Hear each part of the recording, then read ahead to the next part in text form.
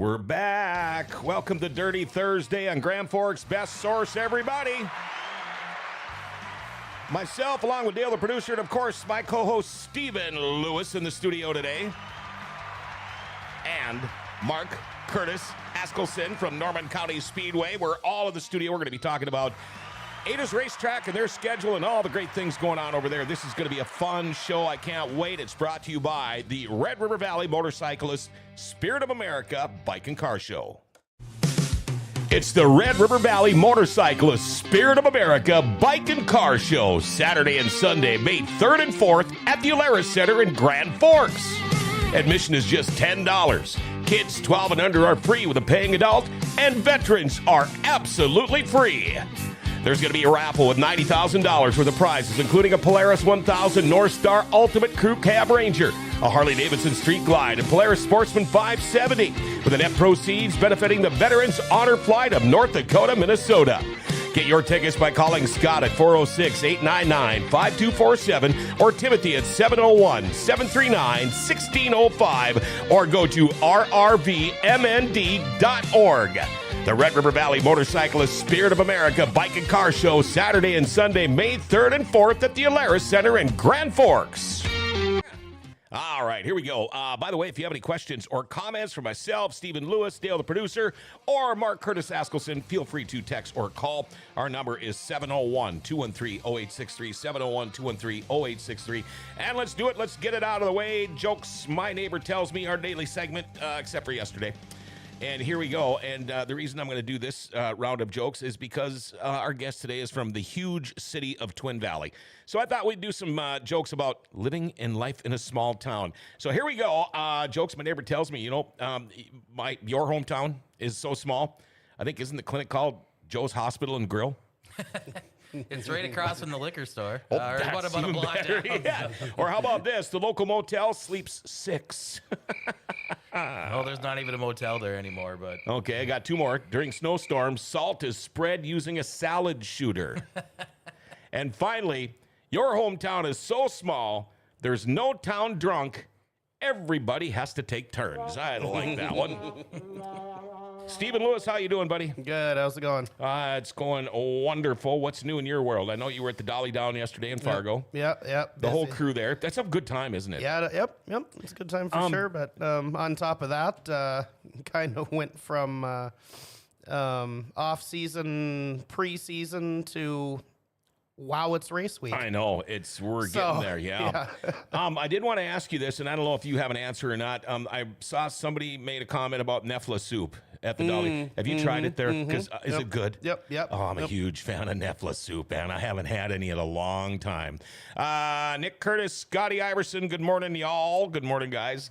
Great to see you and hear from you all. And again, feel free to text or call. Racing again. Geez, I keep forgetting to switch stuff. Devil's Lake this weekend. That is crazy. Are you going? Oh, for sure. Yep. And I know Dale is getting all juiced up about it. Let's, Dale, you all ready for it? Heck yeah. I will say this. I'm excited because Dale can't make it next week. So I get to go to Devil's Lake again. It's been a while. I'm really looking forward to it. Hopefully the weather holds off. All right. Let's introduce him. Mark Curtis Askelson from Norman County Raceway in Ada, Minnesota. you said it right this time. You said Norman County Speedway last time. Oh, what did I? Yeah. Is it Norman County Raceway, right? Yeah. Which is okay because I feel like we're just going to change the name to Norman County Speedway because everyone says that. And then what was the other one that the bumper to bumper folks said? They kept saying Norman County Raceway Park. Oh, and I was like, it's just, there's no Norman park. County Raceway. Yeah, it's NCR. How are you, by the way? I'm doing great, man. I'm doing great. The new job's going good. Well, it's not really a new job 2 anymore. years now. Yeah, 2 years. Wow, that is crazy. Yep. And you are traveling all over the world with this job. You got to go to Dubai. Yeah. Yep. A year ago. I like to say Dubai. I think that's kind of cool. It took me to San Diego here this January, which was pretty nice. Oh, and wow. Man, San Diego's great. Yeah. Fish tacos are amazing. Yep. And like perfect weather, 70 degrees all year round. Yep. Now, does your wife get jealous, or can you bring her went with on that okay. one. So see, that's a nice thing because I got lucky. My wife used to travel all over the world. Yep. And I would never go with her. I just didn't like it. Well, lived through a plane crash and do that to you too. But finally, I started going with her, and I tell you what, I never would have went to Europe these times I did. I never would have went. Well, I would have never went anywhere. But it's nice when you can bring the fam with and all that kind of thing. How's the kid doing? Kathleen's great. She's 4, and hope to take her to the races a little bit more this year. Last year I took her once to Buffalo River because it's nice there. You got the indoor area, and you can be quiet. And she made some friends with some other random kids, and so she just loves it. She wants to go back and go to some more races. So. Good. And life in your small town is going okay. Yeah, Twin Valley's great. You Nice ran for mayor, didn't you? I did. And you barely lost. Yeah, just lost. But- and to a friend of mine too. Like, so it was running against a person that I knew, and so Yeah. it was. But it was. I should have campaigned just a little bit harder. I needed 4 more votes to flip, I guess. And Yeah. Did he do the old near because you're good friends? No. Okay. No.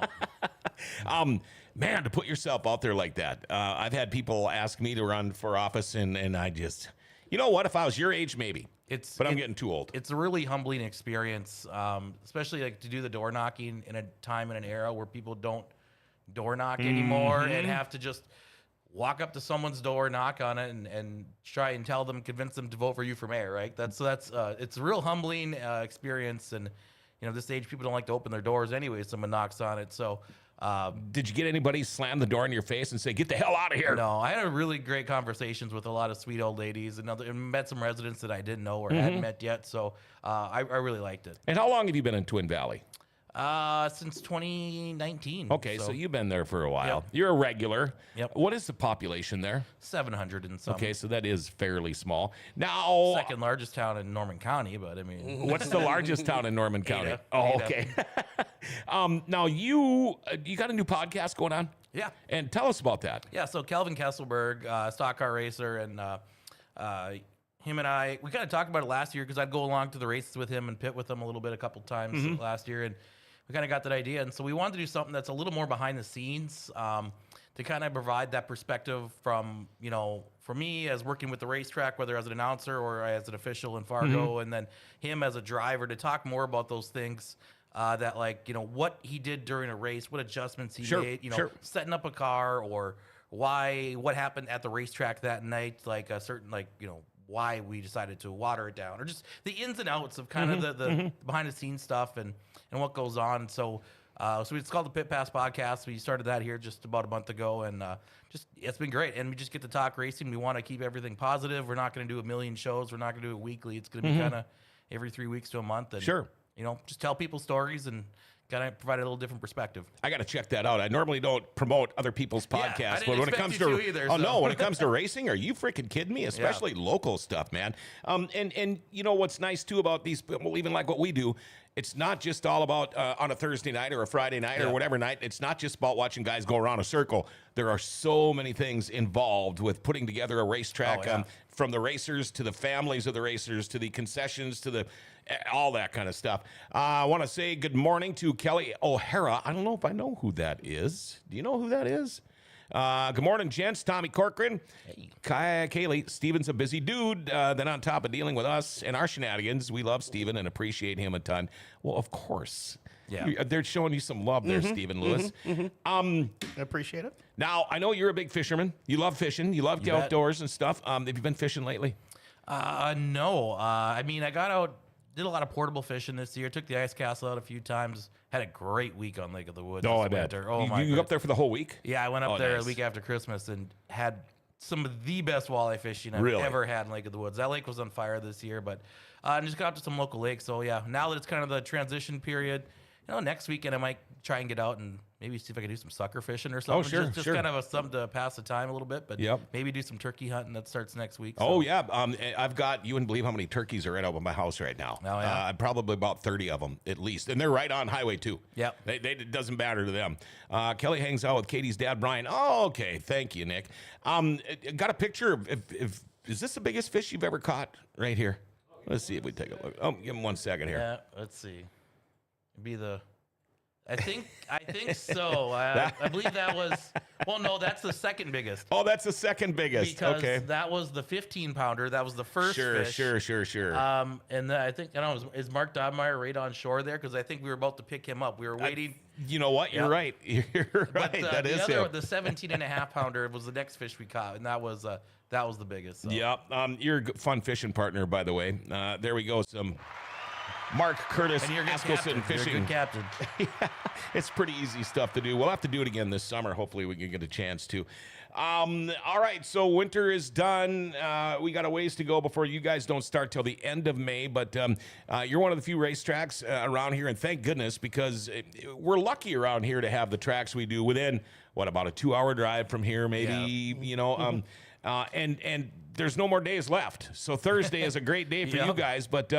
For somebody that has not been to Norman County Raceway in Ada, tell us about that track and the ins and the isms and the goods and the bads and all of that stuff. So, I mean, it's an old school fairground track, and there's not many of those left. I mean, just to have the old wooden grandstands, kind of like River City's here. But that track, they've been racing on it for over 100 and plus years.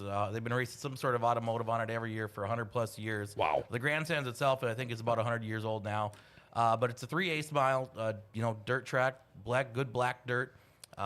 Very good family friendly atmosphere. Cheap tickets, cheap concessions. It's a real fun and affordable place to go, and got that small town atmosphere, and it's very casual. Weekly we race stock car, sport mods, hobby stocks, Midwest mods, and legends, and then we rotate that premier class between like modifieds and race savers, and we'll throw in late models and stuff this year too. Yeah, I mean, it's a kind of a diamond type track. It's a little different from some of the Fergus Falls is 3/8 and Fargo's 3/8, but it's a little long straightaways, tight corners. Okay, so it's kind of almost like a diamond or a paper clip. So makes it a little interesting. I know Steven and I we've been kind of milling the idea around. I'd love to jump in, or we could go there together and check it out. But do the shows usually get done at a decent time on a Thursday? Yeah, it's usually done for sure by 10 o'clock. Oh, wow, it that's starts pretty at nice. 7, and it's done by 10. We don't typically do hot laps unless for maybe the race savers or Sure. the sprints and stuff like that, or if we have a special. But so we're usually done with by 10 o'clock because, I mean, it's Thursday night, right? Mm-hmm. So Okay, now the big question, how is the food? the food is great. So we're kind of known for our burgers and stuff like that. And, so that's been kind of a thing that has been pretty popular over the years, the burgers. And, but you can buy a burger combo with chips and a pop for $8.50 or something. No kidding? It's Wow. it's cheap, or $8-9, something like that. But so we do things pretty affordable, and they cook them you get when you buy your burger basket or whatever, your burger.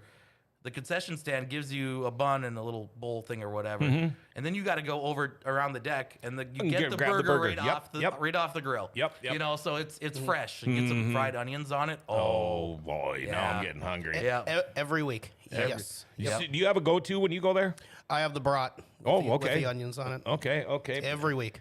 God, I'm just freaking starving now. I'm a nacho guy, so I really envy River Cities with the nacho in the bucket. Oh, yeah. We don't have that in Ada, but I do. Anytime love it. you do get to come up here, you usually come up over turn 2 with the bucket. So, A bucket of nachos, and I go down and get my bucket of beer. Yep. Or I do the beer first, then get with the nachos. Yeah, But- because I know Chad, the other half of the Bullring Boys here, used to be, he would go down there and they would let him make his own bucket. And that dude, I mean, that thing had to have weighed 4 pounds. Oh. And he would devour.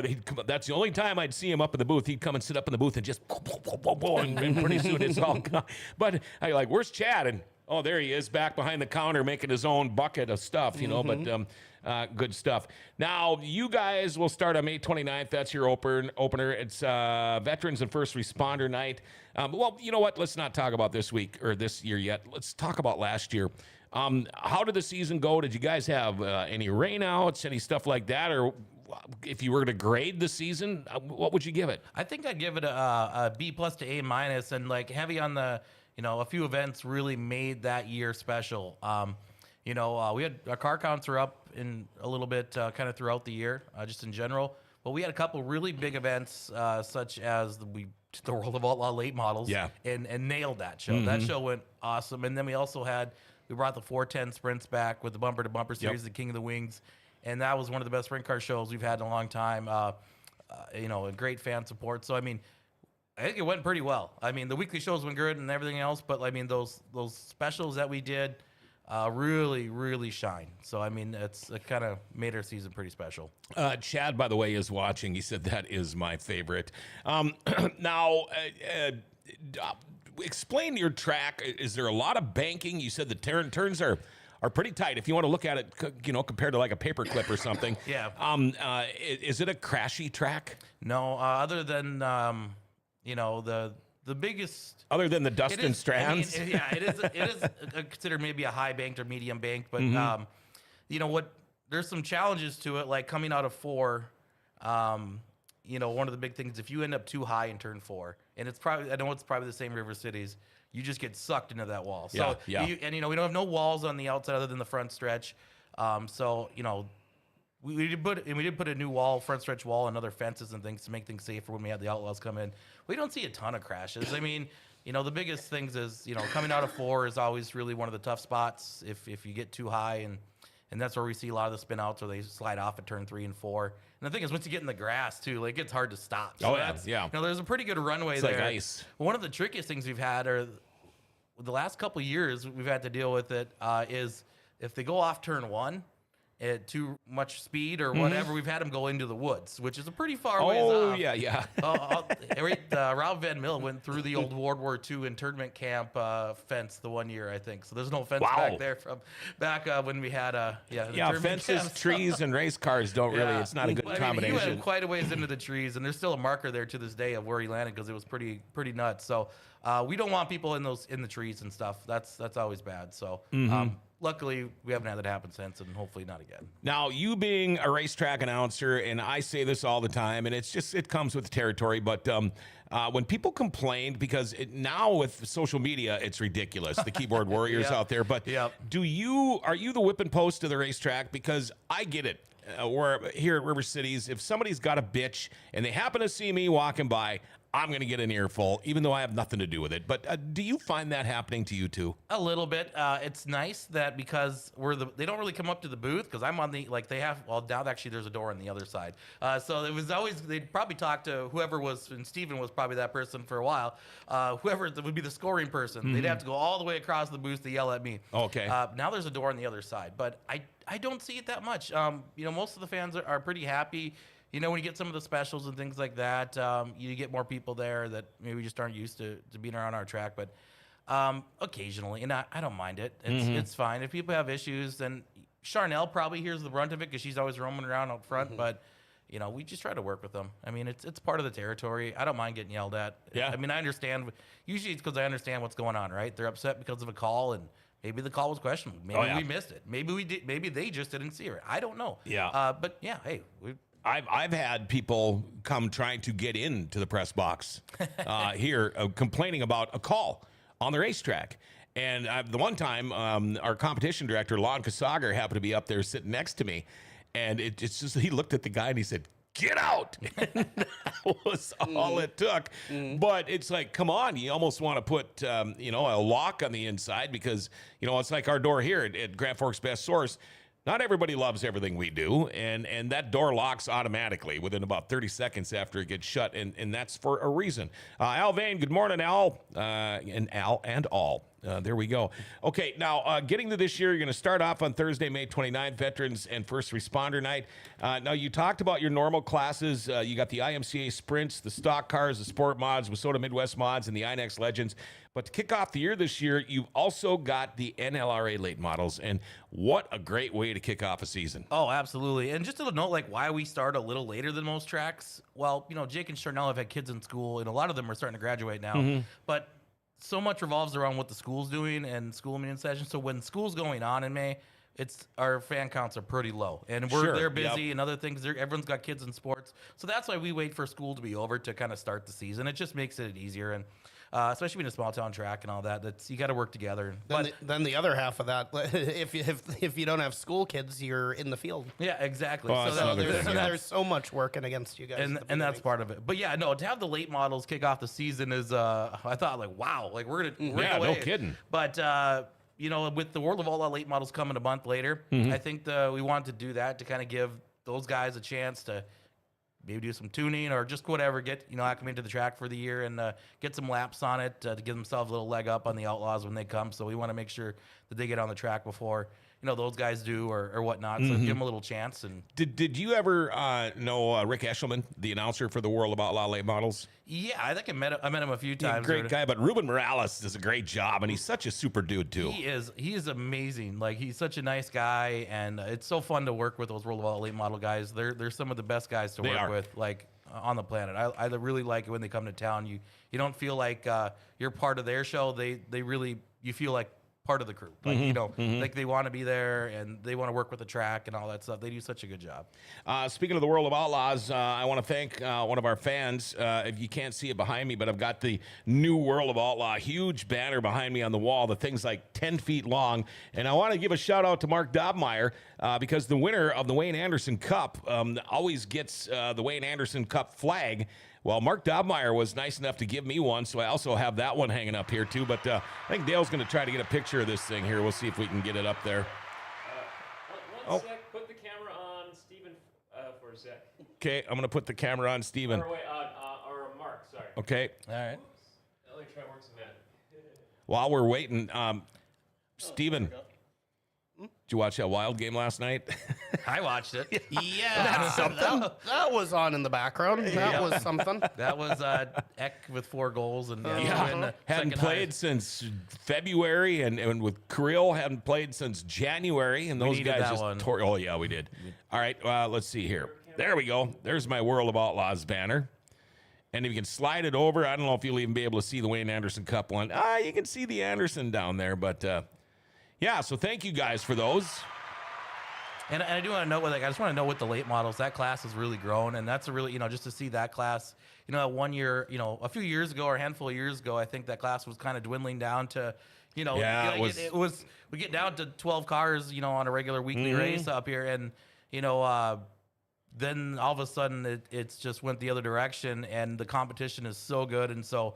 I'm really excited to have them back for that season opener, and I think there's a AMSOIL Challenge Series going down in southern Minnesota. Okay. At that same time, so hopefully there's more than enough late models to go around right now. So Right. 100% really excited to have the NLRA and. Were you worried about that? Because a few years back, I was starting to worry about the late model class here. It seemed like they were getting less and less. Guys retiring. Guys want to go to the lake. But then all of a sudden, you throw in the Eisenshank girls coming up. We got Brad's kid, John, back in the late model now. And we're going to have more this year. Kelsey Peterson. And we've also got another one coming up, too, a new one. And he'll be running 2 cars. And I don't know if it's officially been said yet, but Deisler. I think he's running a late model this year. Yeah. So, yeah, that's going to be fun. It's getting – there's more and more cars all the time. Well, when those mod guys moved up, a lot of mod guys start moving up, like when Tyler Peterson, and Mike Gresseth, and Shane's, in other parts of the state, Shane Zabrowski, Stearns, and all these guys are running late models now, and they're really, and they came on the scene and they're good. They were really good right away, and so the competition has gotten so tough in that late model scene, which is good. I wasn't ever really. You always raise your, I guess, your threat level a little bit when numbers dwindle or whatever. But having been through with the sprint cars, it's always a wax and wane kind of a thing. Yeah, Well, it either goes up, it goes down, or whatever. But the takeoff from where Mark said it was to where it is now has been nothing short of astonishing. Just like it was like, is this? You kind of had some thoughts. Yeah. Could this be the end? Right. And then suddenly, when there's barely enough cars for 2 heats, it's the like, June oh, Outlaw boy. show here is just like they're not gonna. I went from holy crap, there's 36 cars to oh crap, there's 36 cars. Yeah. They're not gonna like that. Right. So, but yeah, so no, it's been good to see. Heather says, good morning, Stephen Lewis, Mark Askelson, and John Roberts. Kim Young, does Stephen know the story about Mike Johnson trying to kill the potato potty during the porta potty during the fair? What did Mike Johnson do? I mean, I could walk into a porta potty and pretty much destroy it. I don't know if I'd kill it, but So if that's an Ada story, then no. Now, I don't know if I know that one. I know about Horse Thief hitting the porta potty in Fargo. Harry, yeah. I know Mike Johnson hitting the T-shirt shack in Fargo in '93. We had Vince Jetvig, was it last year or 2 years ago, hit one of the school buses in Ada. Oh boy. that's going off turn 2. So that was an interesting one. Yeah. Nick Curtis says, what about the Vancouver Canucks game against Dallas? That was actually very fun to watch. What were they down by 3 with a minute left? Yeah, And they ended up winning the game. This week has been off the hook. It has. So. It's been a weird week. All right, as we move along, you know what? I think we'll maybe Work in that break. take a break and work in that break. We still got a long way to go here. We'll talk about the rest of the season at Norman County Raceway in Ada. Our guest again is their announcer, Mark Curtis, Askelson, Stephen Lewis, Dale, the producer, myself. We will be right back right after this. April 19th, the Valvoline Tire One Toughest Monster Truck Tour Championship presented by Baymont by Wyndham Grand Forks will return to the Alaris Center with the nation's toughest monster trucks, including a brand new truck never seen before in North Dakota. Want to make it even more exciting? Grab a pit pass and come early. Walk on the dirt. Get up close to these massive machines, meet the drivers, and snap some awesome selfies. Tickets are available at the Trans System box office or online at alariscenter.com. Pit passes are available for free at Valvoline Tire One in Grand Forks and $15 wherever tickets are sold. Don't miss the monster truck fun April 19th at the Alaris Center. And when you stop in to Valvoline Instant Oil Change, tell them Grand Forks Best Source sent you for $10 off an oil change. It's the Valvoline Tire One Toughest Monster Trucks, April 19th at the Alaris Center in Grand Forks. We are back on a Dirty Thursday, everybody. Norman County Raceway announcer Mark Curtis Askelson is our guest today, and I'm glad he is here. We're talking about, of course, get that echo out of there. Talking about Norman County Raceway and Ada and their schedule. We did talk about the opening night coming up on May 29th. I tell you what, you got a great schedule here. You got the meet and greet going on June 5th. We'll just wrap through June here quick. Sanders Sport Mod Challenge on the 12th. The 19th, you got the Norman County Fair with the Ada Nationals, Throwback Night, the IMCA Stock Car Kingpin Clash, and then on the 21st and the 28th of June, we got the County Fair again on the 21st with the Ada Nationals. You got the Battle of the Businesses bus races, and then to wrap up June, the World of Outlaws late models with the World of Outlaw late models and the IMCA Stock Cars. But June is going to be a fun month. Yeah, June's going to be awesome. You know, the meet and greet, that's always fun because you get the kids don't always get a chance to go and meet the drivers in the pits after the races. So to get them on the track during intermission and get some photo cards and things like that is always really cool.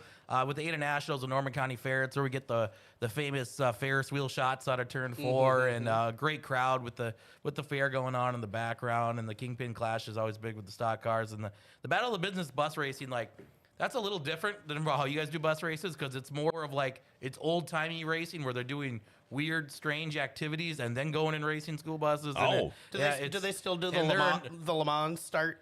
They run into the bus. Oh, really? That, so, yeah. There's fireworks going. It's more of a show than an actual race. So that's kind of the key. And it's for the kids. I mean, they absolutely dig it. Yeah, absolutely. And the really cool thing is that usually gets packed, and then also with all the late models, the grandstands is packed. We're actually building new grandstands to the north, an additional set that should be debuting during the fair. They should be done with by the fair. It's when we would rent them for the Outlaws last year. I mean, that's really expensive, but to build another, it's going to be a wooden style. Look like the other ones, but it won't have a roof over it. Yeah, big deal. But it will have a party deck on top. Oh, boy. It'll be kind of a party deck area. So that's going to kind of stretch the front stretch wall to the north. And so that's going to be a lot more seating and for people to spread out a little bit. And especially with the Outlaw late models, we need all the room we can get. And sometimes even though they're wood, when you're up underneath with the roof situation at a dirt track, it can reverb around and be a little bit louder. It'll be nice, because it does get noisy. And I forget that because I'm in the booth the whole time. Yeah, I always forget how loud the cars are. Yep. So. I noticed that last year when I was doing the video, but I'd have headset or whatever on, listening to you, and if I took it off too early and they're still coming by, I'm like, oh. Yeah. So I'd slap it back on until everyone was done. And that is so nice because we were talking about being a whipping post of a racetrack. With me, what I hear with our grandstands, because if you're underneath the grandstands, it's loud, especially with the sprint cars and stuff. And you'll see, I either have you're too loud or I can't hear you.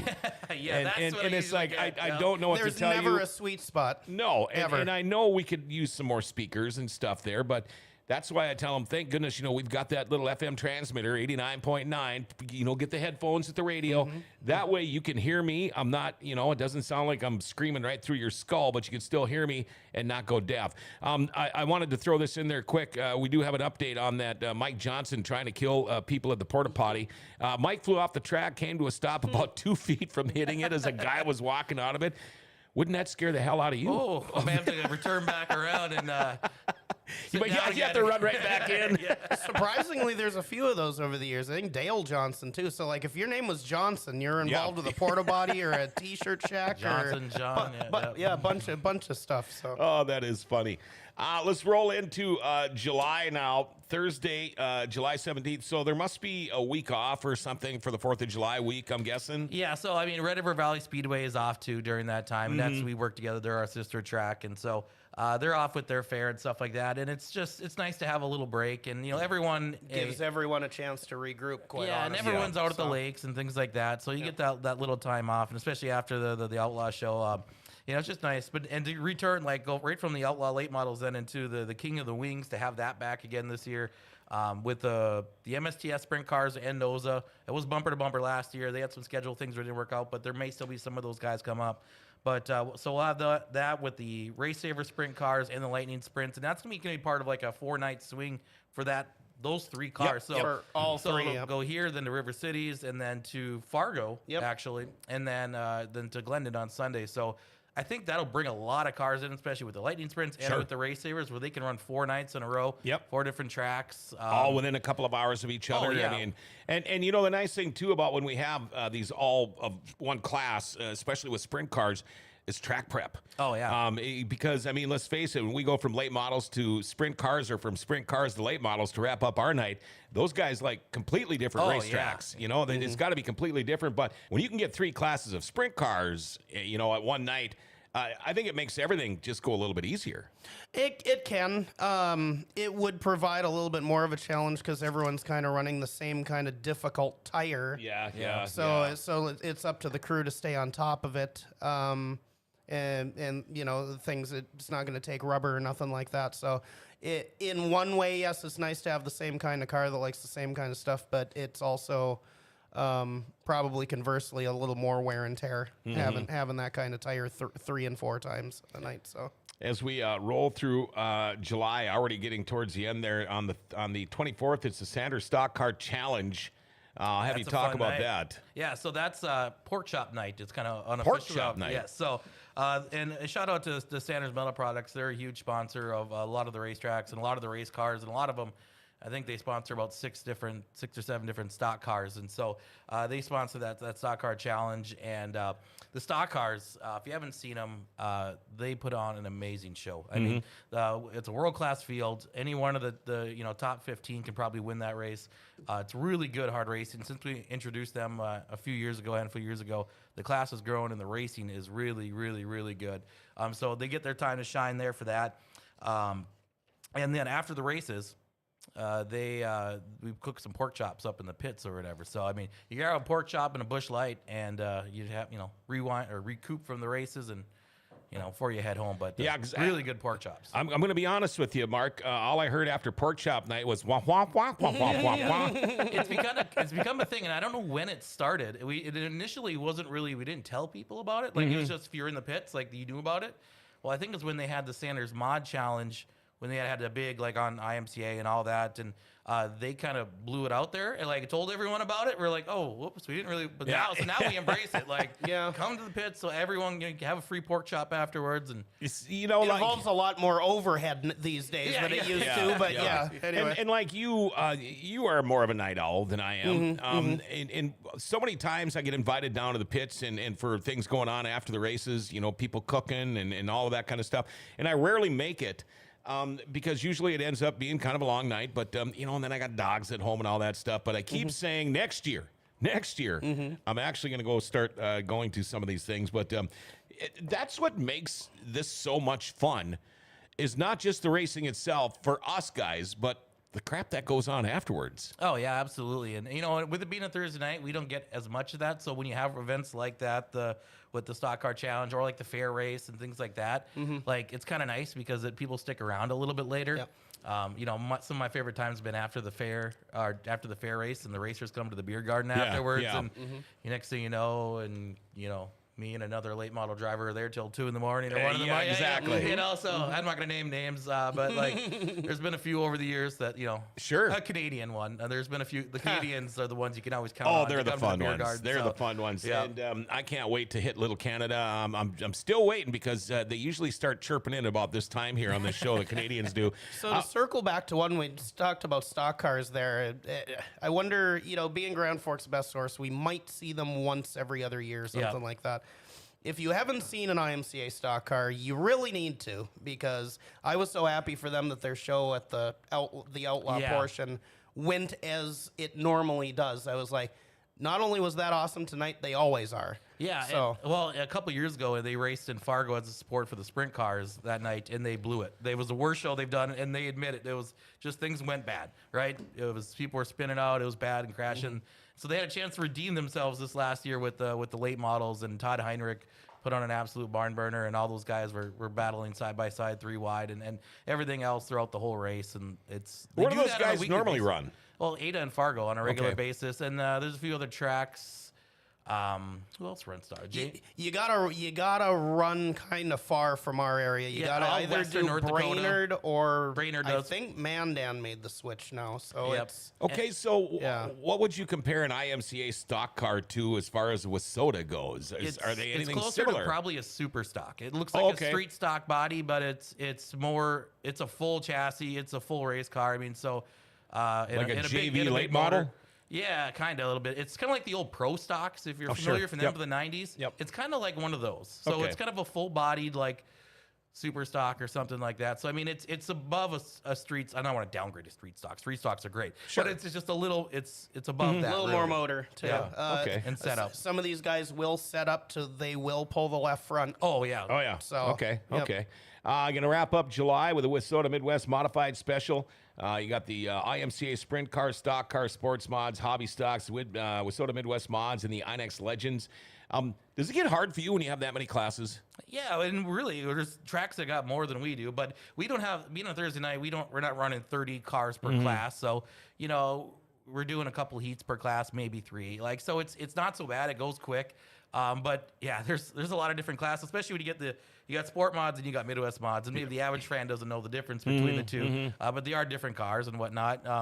But there's a reason why we run them, because it just if we only ran Midwest mods, we'd only have we'd have less cars. So we're trying to give everyone a place to race. So and we'd love to see more Midwest mods come to Ada. I know those guys like the track, and we get good competition. With you guys get Matt Scow, Aaron Blacklance, Reese Denver. The 10 that we get are amazing. Yeah, absolutely. So it's like I'd love to see get 16, 18, 20.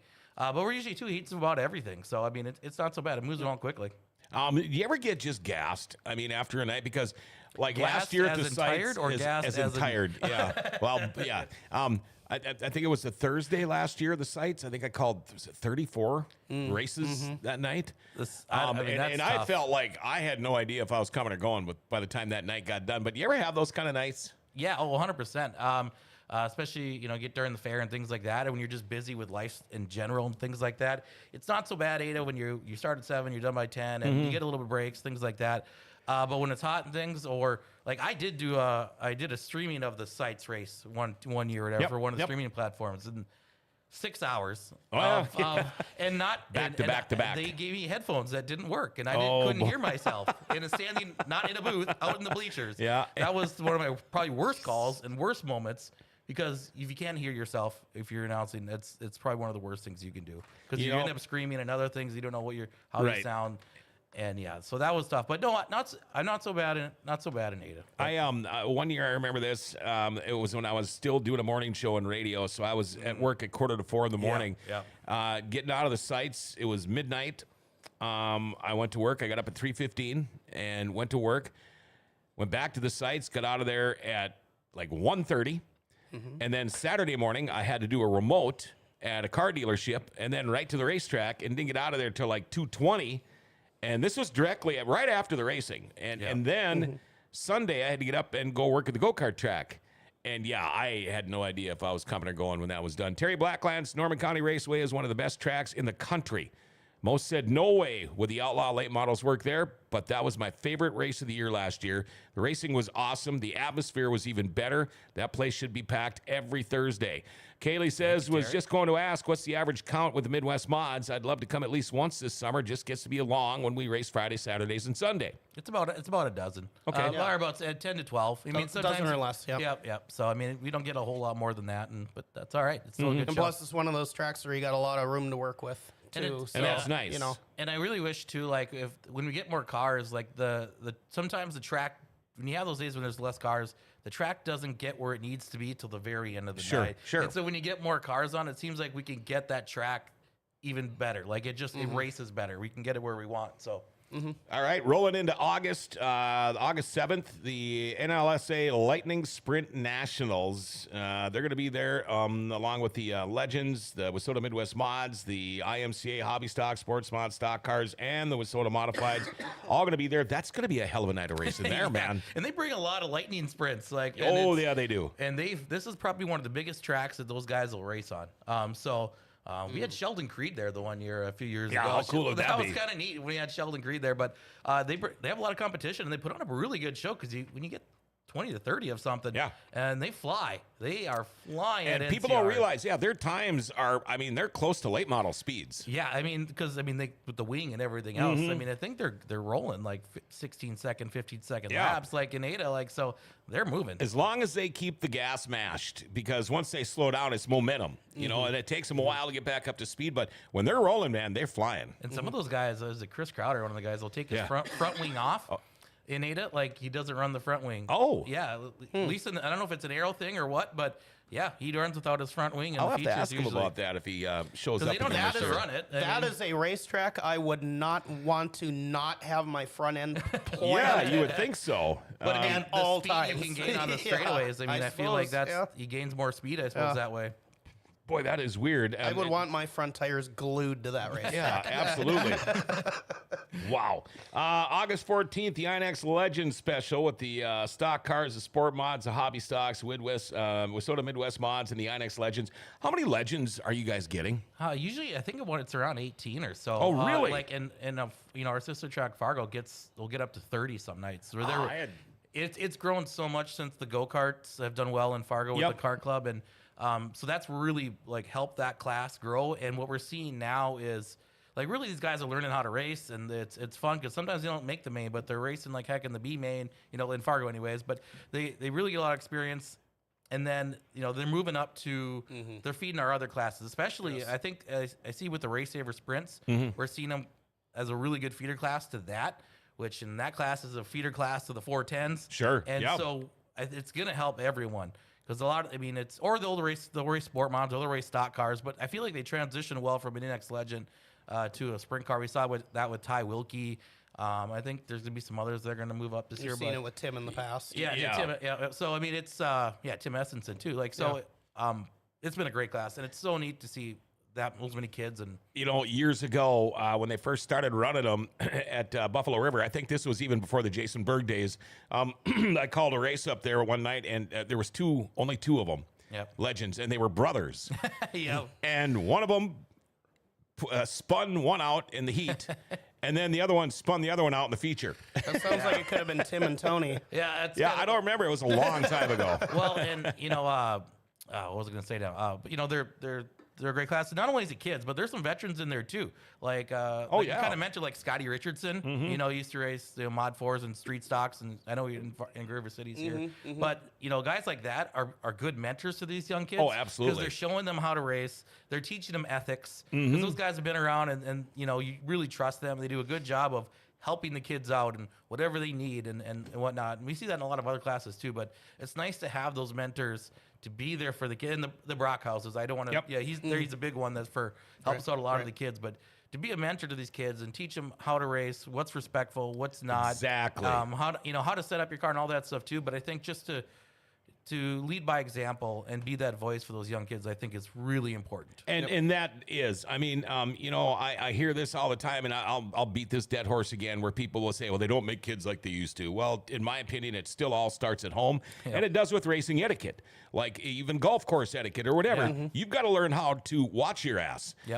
Because if you grow up with a bad attitude racing cars, that's not going to last very long, because somebody in the pits is going to kick your butt. And you're not going to like it. And I love seeing that from time to time. I remember I've seen that a couple of years ago in a hobby stock where I saw a kid he was running over people, and someone put him in his place and put him in the wall. And it's like, yeah, we're gonna black flag that guy, but you know what? That kid learned his lesson, I think, that night called too. Karma. Yep, it's you can't do that. Some of these, especially with the veterans, I mean, it's part of racing. You want to see the drama, you want to see that stuff, and you got to learn your lesson sometimes. Right, and because all of those dings and breaks and wrecks cost money. Yep. And if it's kid, it's probably not his money. Yep. It's probably dad's money. Yep. That's how it goes. Wrapping up the season championship, August 21st. Fan Appreciation Night, IMCA Sprint Car, Stock Car, Sports Mods, Hobby Stocks, Minnesota Midwest Mods, and the INX Legends. Last night of the year is for me, I'm like, oh man, I'm so glad the season's done. Because, our last month or our last 2 weeks at River Cities it's crazy, because we got the 3 nights of the sites and we do 2 more weeks, sprint car stuff. I'm so ready. But then it never fails. The first Friday afterwards, I'm like, yeah, this is good. I needed this break. By the next Friday, the second Friday after we're done, it's 75 degrees out, beautiful out, and I'm already pissed because we're not still racing. Do you feel the same way? Are you ready for it to end, or are you ready for it to not end? Yes and no, and it's kind of been nice with Ada and Fargo. We kind of got that break in July, so that gives me a chance to recoup a little bit, and because it gets to be, if without that break, by that time you're getting pretty wore out.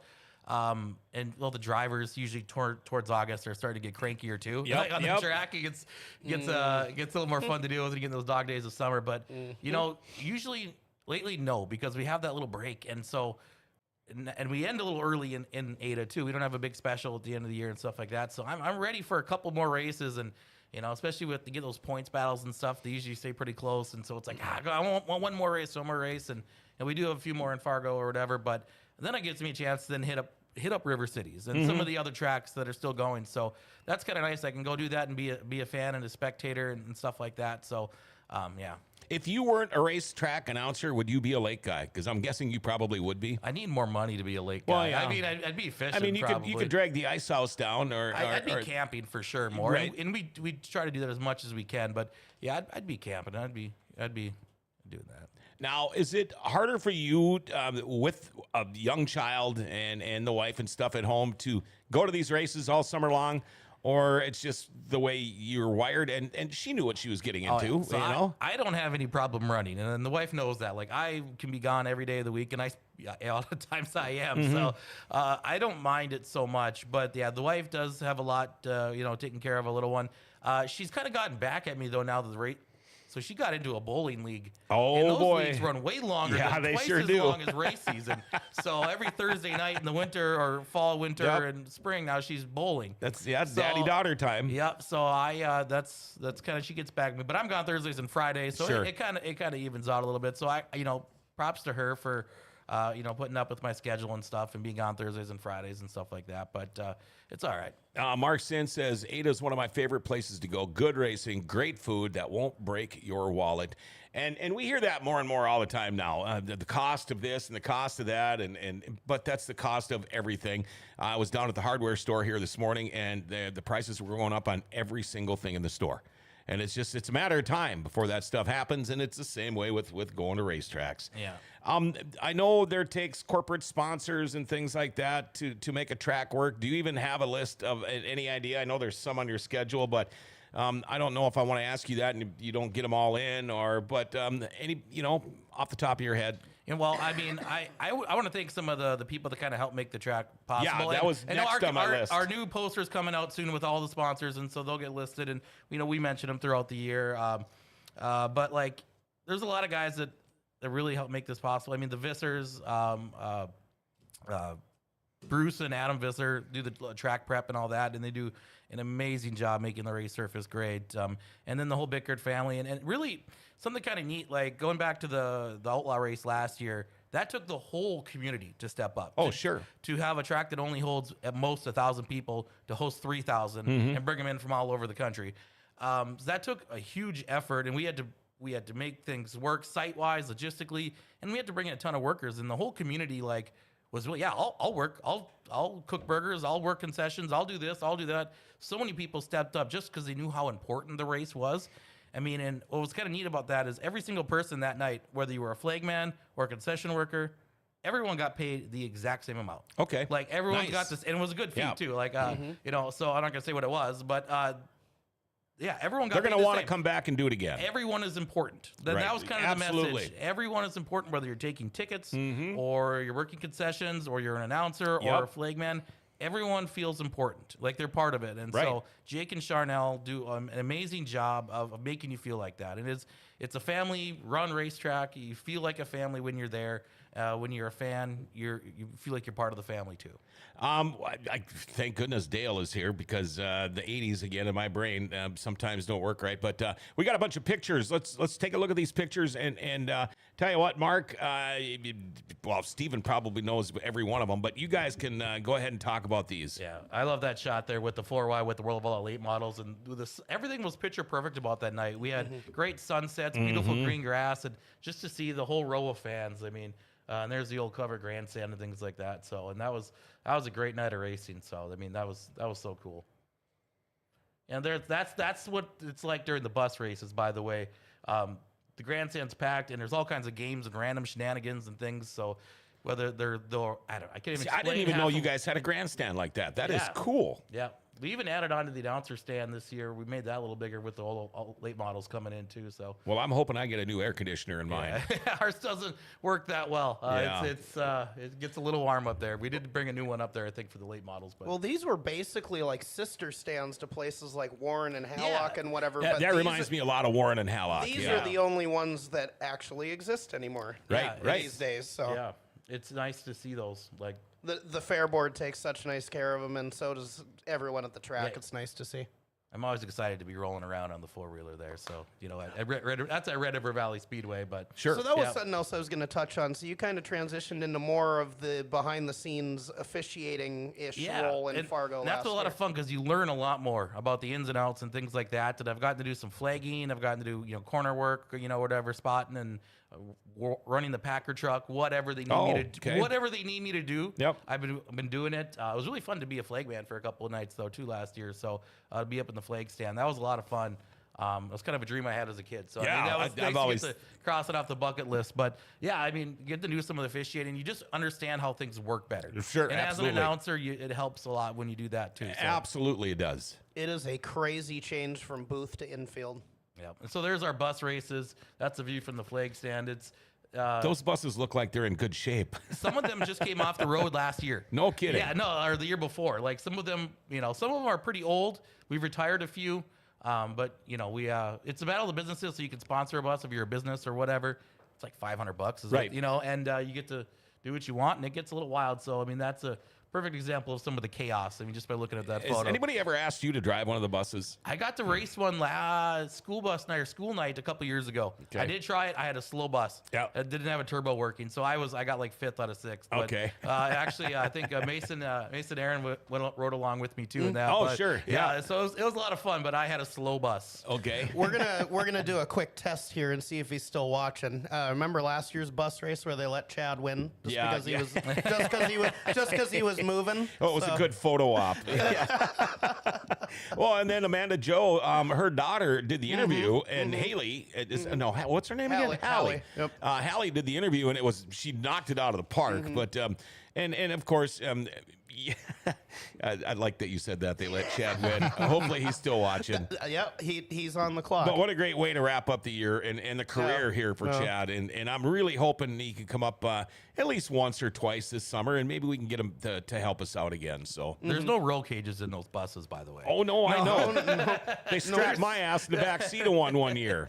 It's pretty wild. And there's a prime example of our stock car racing, and a bunch of our Sanders cars there with Van Mill and Schultz and Heinrich. Those guys are legends, raced for years, and Andrew Jochum out front there. But they're running nose to tail That's a great, every lap. That's a great It's pick. one of my favorite photos, by the way. Shout out to Mike Speaker. On Yeah, one, that is a nice shot. Most of these photos probably came from him, by the way. Yeah. So, the good 3-wide. People don't think Ada's like really wide, but once you get on the track, it's a lot wider than you realize. And there's some good 3-wide racing. Those are the sport mods. Andy Wagner, one of the locals out there that's been racing for a while, one of the local favorites, going, toe to toe with Pavlicek and Jetvig there. What's the difference between a sports mod, sport mod, a B mod, or an A mod? From a sport mod and a B mod, not a lot. You can run the spoiler, but you got the tires, the IMCA tires that are a little slicker. Otherwise, there's not a lot of difference. Mostly body and tire, little bit of rear end stuff, very little bit. Very similar. Yeah, you can transition back and forth between the two cars, and Yeah. some guys okay. do. Yeah, Okay. yeah. You got to see those were not my best tasting ribs. I got like 10th out of like 20 some, but they were my best looking ribs. Okay. I took emphasis on some appearance this year. I'd like to do. They do a barbecue contest at the Norman County Fair each September. It's one of my favorite things to do. The guy that showed me how to do ribs in my smoker, he was the North Dakota rib champ. Oh, nice. And then he went vegan. Oh my goodness. But he taught me some stuff, and what he said to me, now, Mark, was that for looks, it should be fall off the bone, but for taste, it should take a little bit of work, just a little bit of a help to get them off the bone. For a competition, you don't want them completely fall off the bone because they're also hard to cut and things like that Sure, too. And sure. That's kind of what I've been able to perfect. That this year, the reason they weren't as good is they were a little too tender. Okay. So I messed up a little bit on that, but.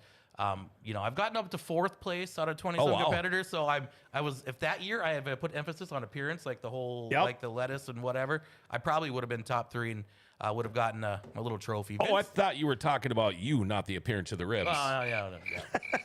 But Because you're looking good. fellow racers James Taves and Vince Jetvig did win it one year. Oh, wow. I think they cheated. I believe they cheated that year because instead of greens, they put baked beans in their basket, which are not allowed. Greens only. I didn't contest it. I did say a few things. I was about to say, is there a claim rule in that? Did they use turkey instead of pork? I get those beans. Yeah. That's not pork. Claimer That's rule. turkey. I want that tested right now. And those are good Ferris wheel shots. That's the what you were Norman talking County about Fair. earlier. Those are awesome shots. Donnie shots there, and it was always cool. No, we got Donnie. that is actually Amelia. That is one of her first races. Is that okay? I wasn't sure what year that was from, but yeah. That's 2 years ago. Okay. What a great picture. We can't get those pictures like that at River Cities. Yeah, I mean, The grandstand's in the way, where Well, our fair is. If you're a fan, River City's atmosphere is really cool. But if you're on the backstretch in Ada looking out towards, the front stretch, it's a great view. But, I love the bullring look of River Cities because you have all the signs around you. Yeah. You feel like you're in a coliseum. Yeah, The you way kinda do. The way the cars come out onto the track, you don't Yep. see them till last minute come Right, on. right. And Yep. It's just, it has that look of like you're in a coliseum and it's big feel. Like it's just that excitement, anticipation of them rolling around the track. I mean, so that's River Cities does a really, I wish I could capture that on every track, right? Yeah. There's some of our There we legend go, some of the racers. legends. The little guys move pretty good on that Yeah, track, they by do. the way, too. And it gets interesting because they get some pretty good speeds in Ada versus some of the other tracks. And they probably race a little better on some of the smaller tracks, but, I mean, they still do a great job. I mean, it's usually bumper to bumper. They're always running nose to tail. It gets pretty fun. Well, you watch down south, those guys are running. That's a really big thing, those legend cars. Yeah. And, I mean, that's a big thing. Yeah, and we even had some guys that come from Australia and come and race, like Glenn Mitchell. wow. Glenn. Yeah, Yep. he just vacation up here in our, which probably is winter down there, and so he'd come up here in the summer and Wow. drink a few cartons of beer. And, he called it, and he was always fun. So I don't know if he's come back this year, but Moonshine methanol or methanol moonshine. I was so stoked to see the legends. They were supposed to be at River Cities last year, and I was supposed to fill in trackside that night. That was one of the rainouts last year. But I know they're supposed to be back this season. I think at Devil's Lake they're coming up once this season too. So they'll race good at Devil's Lake in the High Banks and River City. So yeah, super stoked. and there's kind of your view there, your overhead view, and you can kind of see. It's kind of paper clippish. Yep, a little bit. So, and you don't got the wall to lean on or anything like that. So it always makes it interesting. But yeah, it's kind of a neat view of it. That's another great That's a picture. view from the Ferris wheel, by the way. Oh, sure, yeah. Yeah, that's a view from the Ferris wheel. That's a cool thing. You can go up in the Ferris wheel if you're not you can go take some photographs, things like that. I convinced Mike Speaker to do that one year during the race and go take some shots or whatever of the actual racing going on too. Now they have drones, so it's not as big of a deal. Right. But, Yeah. Nick Curtis says, did Kyle Busch kid run there and it rained out? Yeah, Keenan Harvick's it was Kevin Harvick's Kevin kid. Harvick's kid. Yep. Oh, came really? And raced. Yep. And he came. It was funny because was there a rain delay or something? I wasn't there that week, and he went up front and signed autographs and gave all like juice and things to all the kids. Like no kidding. And so he raced up here. Like that was so cool to have. And now he's gonna be running like the Cars Tour. Like he's gonna be in NASCAR one day. And his kid is good, and Kyle Busch's kid is another one. And so that was cool to say that one of his first, I think, dirt races was probably up here and up in the that is cool. Yeah. You know what? That's a good pick. That's Fargo, and the sunsets in Fargo are so good. Very good. Yeah. Like, I mean, that's one of the, you can say what you want about Fargo, like North Dakota and being really windy, especially at that track. It gets windy and stuff, but especially come the fall or the late summer, oh, the sunsets are gorgeous. So it's really fun. Like, North Dakota's got a great view. You can, I mean, there's no view. I mean, in West Fargo, I mean, there's no trees, there's no nothing. So I mean, it's the sunsets kind of make up for it. Were you paying attention, Mark, to the whole daylight savings thing?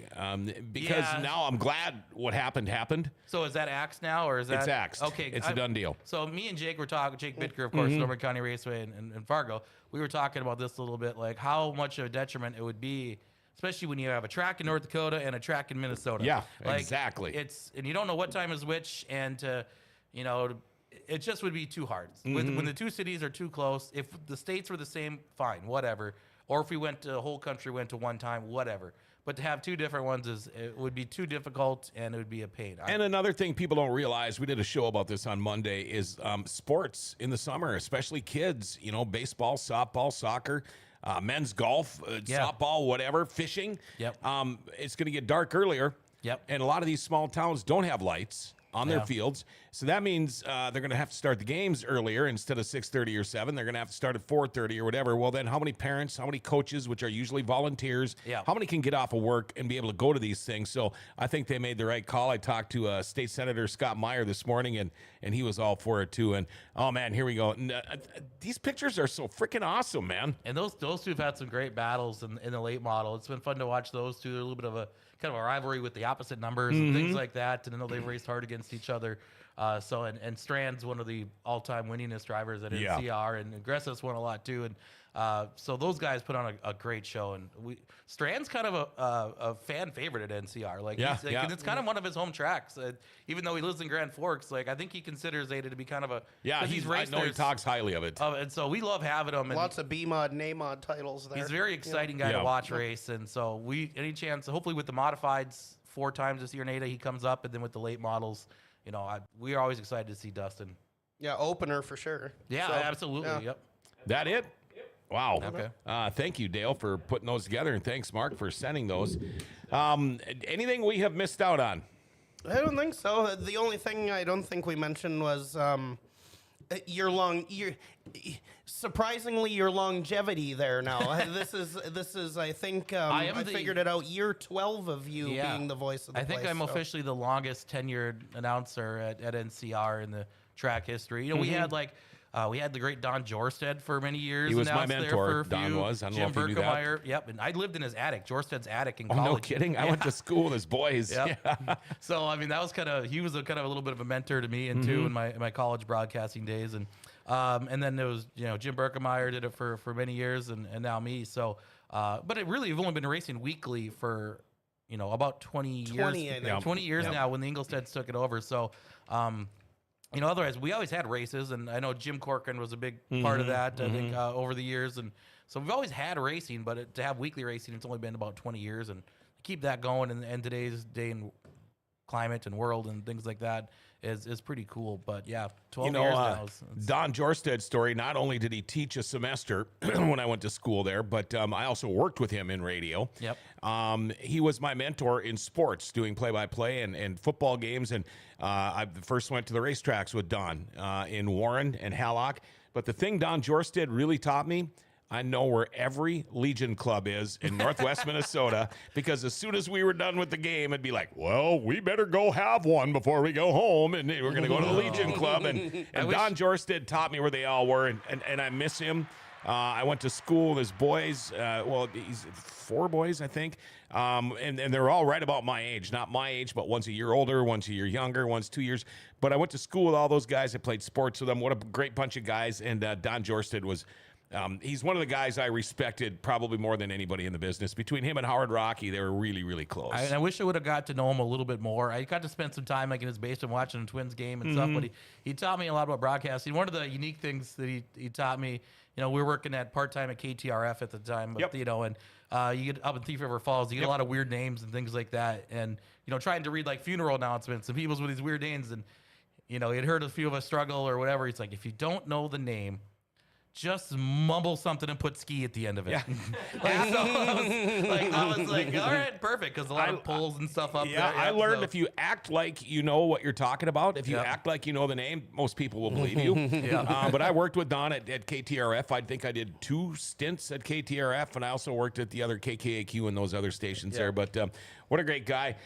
Before we do wrap things up, though, I do want to announce or mention, and I forgot, we're still going to do some tryouts for people, be trackside announcer here at River City Speedway. I've got a guy right now, and we decided after talking with management, we're gonna kind of have an open mic this year. If you really think you've got the chops for it and you want to give it a chance, feel free to reach out to me, and we'll see what we can do. I mean, the guy I've got lined up right now is I think is going to be pretty good. So again, if you think you've got the chops to be, I don't think we can call ourselves Bullring Boys anymore. I don't think that would be fair to Chad. I think Chad will sue for the trademark rights or something. If I wasn't in Fargo, I'm giving him a bunch of I shots. probably would have put in for that. But and it's a good time.